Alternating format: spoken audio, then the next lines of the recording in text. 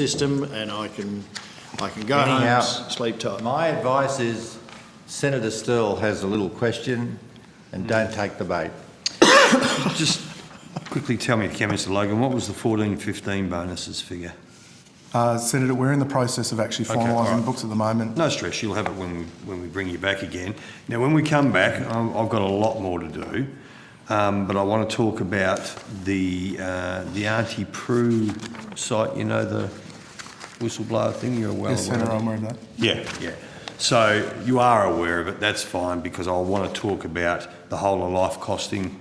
Then I want to talk about the get confirmation that meeting number 209, agenda items 1 and 2, if they're rigid-ish.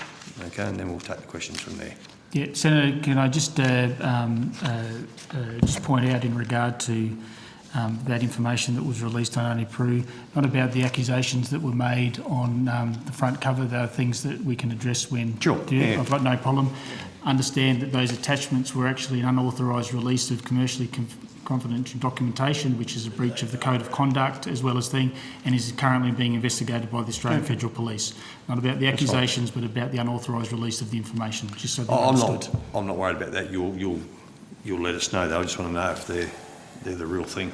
You know, we'll discuss that in Sure. time. So there'll be a heap of other questions that we want to follow on. Yep, understood. Anyhow, unless you've got something succinct or you want to stab me in the heart or something.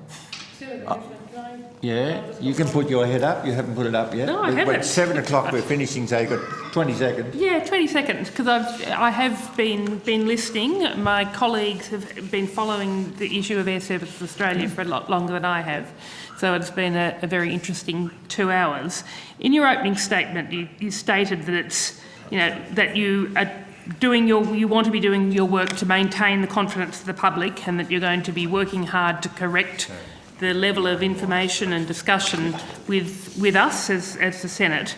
But in terms of maintaining the confidence of the public, in fact I would say regaining the confidence of the public, given the controversy in Air Services Australia, shortly, in just a short statement and succinctly, just in summary, what sort of measures are you, as the new CEO, having been in the job for a week, in terms of probity, integrity, transparency, accountability, do you think you are going to be needing to be putting into place?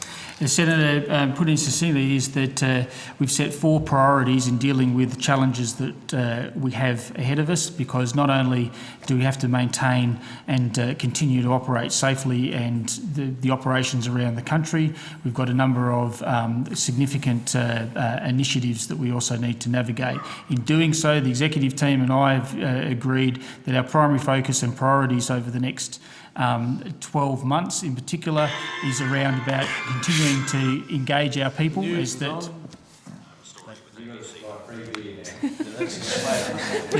Came on. As I said, is engaging our people, maintaining our... You made the news. Yeah. Maintaining our core business and safety focus, making sure it's disciplined financial management and our long-term pricing, including realigning our cost base, as well as the efficient delivery of our One Sky program, as well as our supporting capital expenditure program.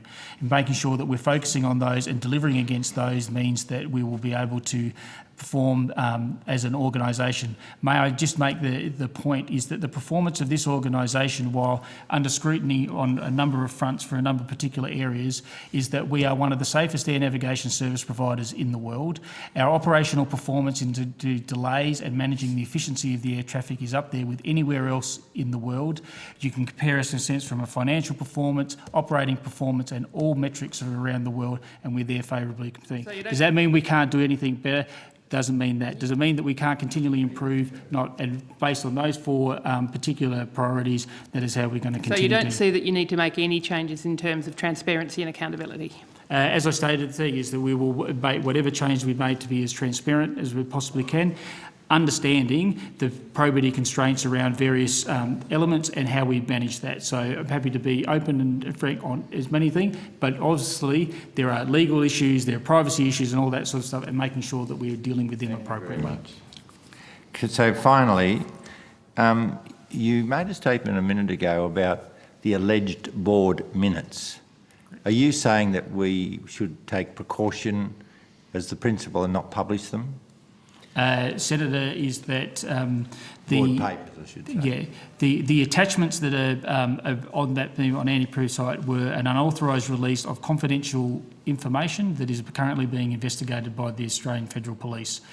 This is not to sit there and say about the accusations that are made in the cover letter, deal with them in an appropriate way. What I'm getting at is that those attachments are an unauthorised release and is under investigation for... the releases an unauthorised release. unauthorised, the papers are legitimate? The papers that are attached to that, in particular the board papers, are draft board papers.